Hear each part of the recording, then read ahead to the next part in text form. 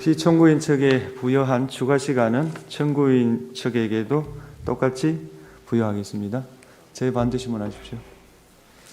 14명인지 16명인지는 뭐 진술이 좀 다릅니다만은 증인도 뭐 수사 결과나 언론에 보도된 내용은 보셨을 테니까 이런 명단이 있고 그 진술자가 홍 차장뿐만이 아니라 여인영, 김대우, 조지호 뭐 이런 사람들이 동일하게 진술을 하고 있다는 거는 저 보도를 통해서 아시죠? 아주 정확하게 알고 있지 못합니다. 네.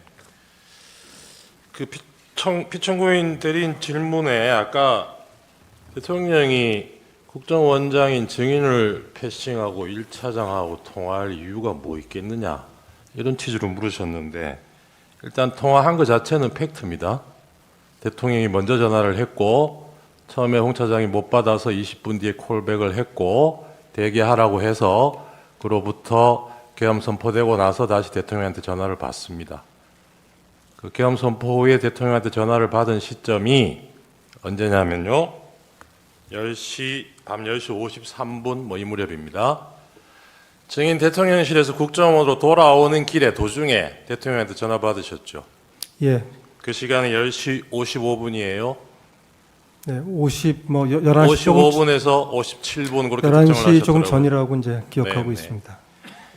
이게 시점이 대통령이 홍 차장한테 마지막으로 전화한 53분 2분 뒤에요. 그 직후예요. 그 대통령이 증인한테 전화하면서 내가 좀 전에 1차장하고 통화했다 이 얘기 안 합니까? 네, 그때는 말씀 못 들었습니다.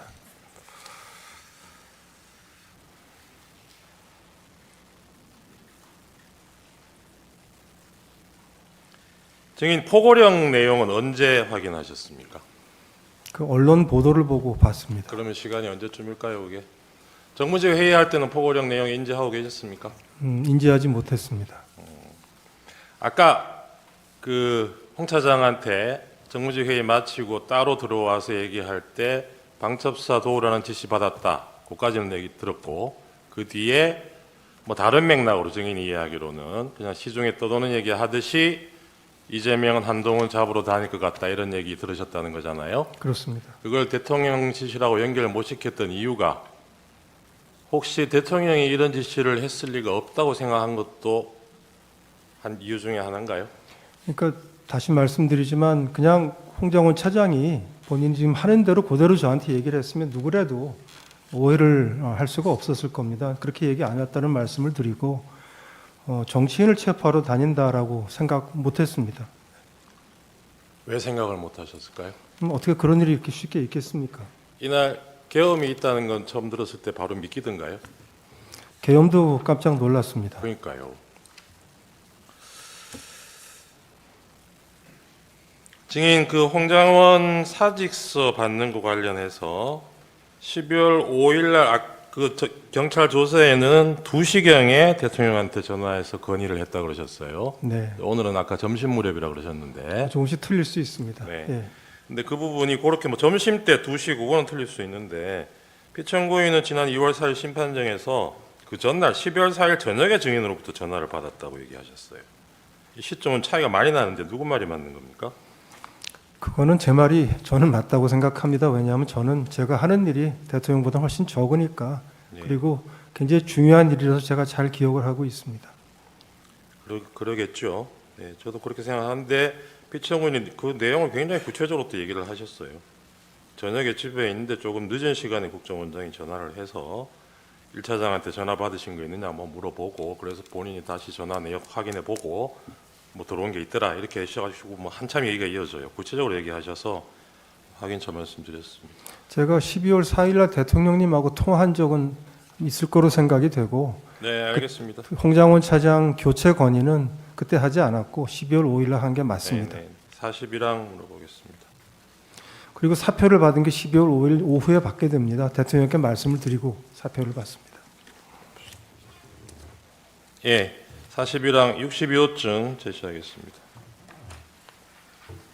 이재명 대표가 계엄 다음 날이죠. 12월 4일 한시경 비상시국대회 뭐 이런 게 뭐 있었나 본데 여기서 이 자리에서 대통령이 비상계엄 해제한 뒤에 북한을 자극하고 휴전을 교란시켜서 결국 무력 충돌로 이끌어갈 위험이 상당히 높다. 이런 취지의 발언을 한 게 언론에 보도가 됐습니다. 이 보도 그 당시에 알고 계셨습니까? 잘 기억나지 않습니다.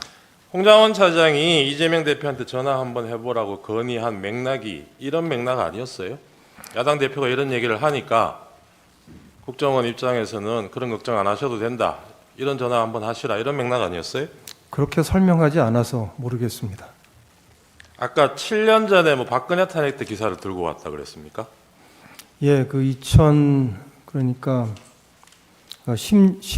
내지는 2017년의 기사였습니다. 예, 그게 뭐 내용이 탄핵 내용이 이제 정국에서 탄핵 여야 소통이 탄핵 필요하다 이런 국면에서 이제 취지였다고요? 안보가 중요하고, 안보가 중요하고. 예, 뭐 그런 취지의 기사였던 거로 기억합니다.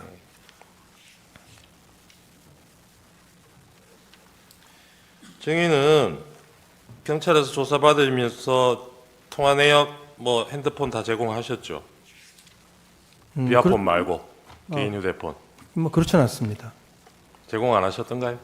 네, 아, 제공은 안 하시고 필요한 설명은 했지만 예, 제가 설명도 전화를 하고 제출하지는 않았습니다. 경찰에서도 통화 내역 조회를 따로 해봤나 봐요. 그 네. 조회 결과는 혹시 보셨습니까? 아니요, 못 봤습니다. 조사 받을 때 제시 안 하던가요? 그렇지 않았습니다. 그 보면 계엄 전후로 증인이 국회의원하고 여러 통의 전화를 하신 게 나옵니다. 기억나시죠?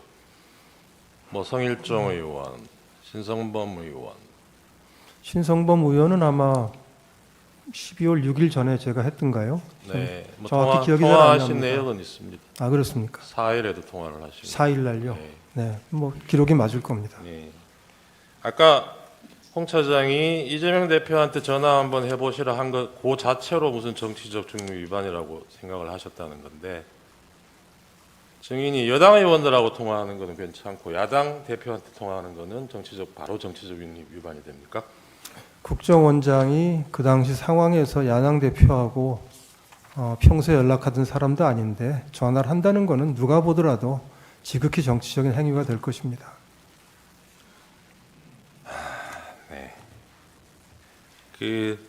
이 당시에 보지는 못하시겠지만 홍 차장이 12월 5일 아침에 김태효 안보일 차장한테 보낸 텔레그램 메시지 나중에라도 보셨죠? 네, 언론에서 봤습니다. 네, 지금 화면으로도 한번 보시면 홍 차장이 이런 메시지 왜 보냈다고 생각하십니까? 저로서는 알기가 어렵습니다. 그 앞부분 한번 보세요. 다행히 국힘 탄핵 반대 당론이 나왔고 오늘 대국민 담화를 하신다니 천재일류의 기회입니다. 보이시죠? 네, 예. 국힘에서 탄핵 반대 당론 나온 거를 다행이라고 표현을 하고 있어요. 이 얘기는 홍 차장은 이 시점에도 대통령이 탄핵 겪지 않고 그 자리를 지키기를 바랬던 걸로 보이잖아요. 네, 그러기 위해서 이런 제안을 한 거고 본인이. 근데 이런 사람이 아까 저 피천고인 대리인 쪽에서 물으시는 것처럼 대통령과 통화하면서 없는 얘기 만들어가지고 이런 메모 허위로 만들어내고 이럴 이유가 뭐가 있을까요? 그렇게 통화가 됐으면 저한테 그대로 얘기를 하면 되는데 왜 이렇게 말을 꼬아서 했는지 모르겠고요. 저는 그것도 증인하고도 얘기가 다른 겁니다, 홍 차장이. 네, 뭐 그렇습니다. 그리고 네. 저는 홍 차장이 지금 뭐 박선원 의원하고 연락을 했다는 것도 전혀 몰랐고 나중에 봤고 네. 예, 그것도 제가 네, 여쭤볼 김태효 거예요. 차장한테 시간이 이렇게 연락하는 사이인 줄도 사실은 몰랐습니다. 알겠습니다. 12월 4일 날 신성범 의원하고 통화하신 거는 기억이 안 납니까, 내용이? 통화 내역은 나와요. 우리 정보위원장이니까 아마 네. 이제 이렇게 비상계엄이 어떻게 되고 지금 상황이 어떠냐 물어보셨을 네. 것 같습니다. 네. 아, 그러면 그 전화 통화한 거하고 그 정보위의 간사인 박선원 의원이 국정원 차장하고 통화하는 거는 문제가 되고 그런 겁니까? 어떻게 된 건지 확인해 볼 수 있잖아요. 정보위원회 간사가 그날 밤에 누구랑 통화를 한다면 제 상식에는 기조실장하고 통화하는 게 맞습니다. 기조실장이 국회 담당이고 가장 자주 서로 만납니다. 네. 1차장한테 전화하는 거는 그 증인도 할 말씀하셨듯이 수는 있지만 조금 의아스러운 일입니다. 네, 뭐 그렇게 생각하신다니까 알겠습니다. 네, 뭐 제 생각입니다.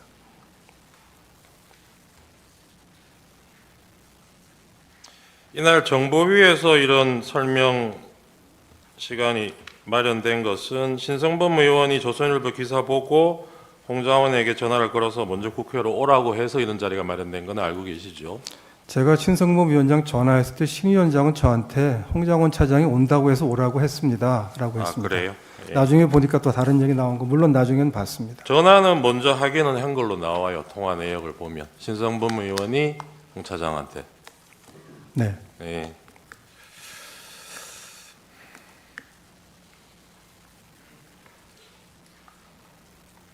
계엄 전날 국방위원장 성일종 의원하고 전화 통화하신 거는 내용이 뭐였습니까?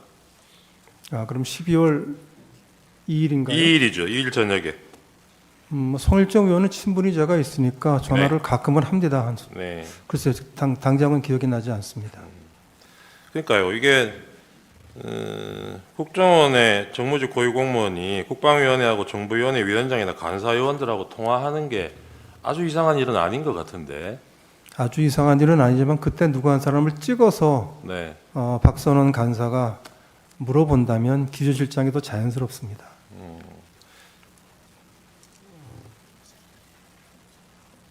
성일종 의원하고는 계엄 당일에도 정인이 통화하신 걸로 나오네요. 그거는 기억나세요? 사실은 잘 안 납니다. 안 나시죠? 그 뭐 그렇게 연락 주고받은 문자하고 이런 게 수상하다면 정인 통화 내역을 보면 계엄 전날인 12월 2일 날 대통령 영부인으로부터 문자를 2통 받아요. 그런 내역이 있습니다. 그리고 그날은 답장을 못하고 그 다음날 정인이 답장을 보냈어요. 그건 무슨 내용인지 기억나십니까? 글쎄요, 금방 기억이 잘 안 납니다. 그런 내용을 이 민감한 시기에 주고받았다는 걸로 누가 의심을 하면 어떻게 답변하시겠어요? 결국 뭐가 남아 있으면 그걸 보시면 판단이 되지 않을까 싶습니다. 예. 근데 지금 정인은 남아 있는 것도 없는데 의심을 하셨잖아요. 무슨 말씀이신지 잘 아까 질문을 이해하지 못했습니다. 그 야당 의원하고 1차장하고 이 무렵에 연락 주고받은 게 이상하다고 의심을 하셨잖아요. 그러니까 12월 3일 밤 12시가 넘어서 계엄과 관련해서 예. 야당 정보위 간사가 연락을 한다면 제가 아니면 기조실장이 더 자연스러울 거라고 말씀드렸습니다. 그러니까요. 그렇게 접근을 하자면 계엄 전날, 당일날 영부인하고 문자 주고받은 거는 더 이상하지 않나요? 국정원장이 영부인하고 왜 문자 주고받습니까? 자주 있는 일은 아니었습니다. 자, 그러면 지금부터 잠시만 주목해 주시기 바랍니다. 제가 구독자분들을 위해서 선물 하나를 준비했는데요. 제가 항상 여러분들께 드리는 말씀이 있습니다. 뉴스만 평소에 잘 챙겨보셔도 돈이 되고 돈을 벌 수 있다라고 말씀을 드렸는데요. 여러분들은 여기 보시는 삼성전자 뉴스를 보고 어떤 생각이 드세요? 아니면 정치인들의 뉴스, 날씨 뉴스를 보고는 어떤 생각이 드시나요? 그냥 뉴스만 보고 끝내는지 아니면 이 뉴스를 어떻게 이용할 수 있는지 이 부분을 고민하고 계시는지를 되물어보고 싶습니다. 그 이유가 뭐냐 하면 제가 지난번에 여러분들께 뭐라고 말씀을 드렸었죠? 지금은 반도체 섹터를 눈여겨보셔야 한다고 말씀드렸습니다. 그리고 나서 이런 썸네일들 뉴스를 통해서 많이 보셨을 겁니다. 반도체 내용이 이슈가 됐을 때 부자들은 어떻게 생각한다? 반도체 관련주들은 뭐가 있는지, 어떤 종목이 가장 좋은지, 어디에 투자해야 돈이 몰리는지 자연스럽게 생각한다고 제가 말씀을 드렸죠. 그 이유가 뭐냐 하면 부자들이 봤을 때는 이슈가 곧 돈으로 이어지고 그 이슈가 나에게 돈을 벌어준다는 경험적 확신이 있기 때문에 부자들은 항상 이런 사회적 이슈를 관심 있게 챙겨본다고 제가 말씀을 드렸습니다. 이번에도 마찬가지인데요. 제가 지난번에 시청자분들과 함께하는 주식으로 수익 내기 이벤트를 진행했었죠. 당연히 100% 무료로 진행을 했었고요. 여기 보시면 아시겠지만 제가 지난번에도 구독이라고 보내주신 모든 시청자분들께 반도체 관련주 중에 가장 크게 급등할 딱 한 종목, 많은 종목도 아니라 한미반도체 한 종목을 여러분들께 추천드렸어요. 그러면서 여기 나와 있는 대로 정확히 얼마에 매수해야 하는지, 그리고 수익률이 어느 정도 나왔을 때 팔아야 하는지를 이런 부분들까지 여러분들에게 정확히 알려드렸었는데 지금 실제로 어떻게 되었다? 오른쪽을 보시면 아시겠지만 제가 지난번 문자 발송으로 이 한미반도체를 소개해드리고 나서 실제로 이렇게 5배 이상 어마무시한 상승이 나왔습니다. 100만 원만 투자를 했어도 무려 500만 원이 넘는 수익금이 생긴 거죠. 그래서 당시에도 굉장히 많은 분들이 제가 드린 이 한미반도체로 수익을 내실 수가 있으셨을 텐데요. 다시 한번 축하드린다고 말씀을 드리겠고 이번에도 마찬가지입니다. 앞으로도 2024년, 2025년 계속해서 기대해볼 섹터는 AI입니다. 그 중에서도 AI 반도체는 그 누구도 부정할 수 없는 미래 성장 산업입니다. 그러면 우리가 어떻게 생각해 볼 수 있을까요? AI 반도체 종목 중에 앞으로 크게 대장 역할을 하면서 10배 이상 급등할 수 있는 텐베고 종목을 지금부터 열심히 추적해야 한다는 겁니다. 큰 돈을 투자하지 않더라도 월급의 일부분 아주 소액이라도 이 종목을 모아가야 수백 %의 수익률을 손에 쥘 수 있는 것이죠. 지금 여러분이 보고 계시는 이 유튜브 또한 AI 반도체와 아주 밀접한 연관이 있고 반도체야말로 대한민국의 핵심 산업으로 앞으로 더더욱 시장은 성장할 수밖에 없습니다. 그렇기 때문에 제가 이번에도 뭘 보내드리고 있냐면 지난번과 똑같이 구독이라는 문자를 보내주시면 제가 AI 반도체 관련주 중에 앞으로 대장주 역할을 하면서 주가가 가장 크게 급등할 한 종목을 여러분들께 문자 발송으로 종목명과 사고 파는 시점을 모두 알려드릴 건데요. 그 문자를 받고 여러분들이 주식으로 돈 버는 연습을 한번 해보셨으면 좋겠고요. 혹시라도 나는 주식을 하지 않는다 하시는 분들은 주변에 주식하시는 지인분들에게 말씀을 해주셔도 되고요. 아니면 연세가 있으셔서 투자가 어렵다 하시는 분들은 이 종목을 자녀분들에게 한번 사봐라. 이걸로 한번 수익을 내봐라. 이렇게 조언을 해주실 수도 있는 거겠죠. 그래서 지금 이 영상을 보시는 시청자분들 중에 나도 이번 종목이 좀 궁금하다 하시는 분들은요. 누구나 상관없이 그리고 어느 시간대나 상관없이 부담 없이 010-2514-5930번으로 구독이라는 문자 보내주시면 제가 이번에도 똑같이 무료 추천 급등주 문자를 보내드리겠습니다. 이해되시겠죠? 제 번호 010-2514-5930번으로 구독이라는 문자 보내주시면 여러분들이 직접 이슈를 통해서 돈 버는 연습을 해보실 수가 있는 거고 제가 돈을 받는 것도 아니고 투자를 대신해 드리는 것도 아니기 때문에 부담 없이 신청해 주시면 되는 겁니다. 그리고 수익이 나면 저는 다른 것은 하나도 바라지 않습니다. 제 채널에 구독, 좋아요 한 번씩만 눌러주시라 이렇게 다시 한번 말씀을 드리겠습니다.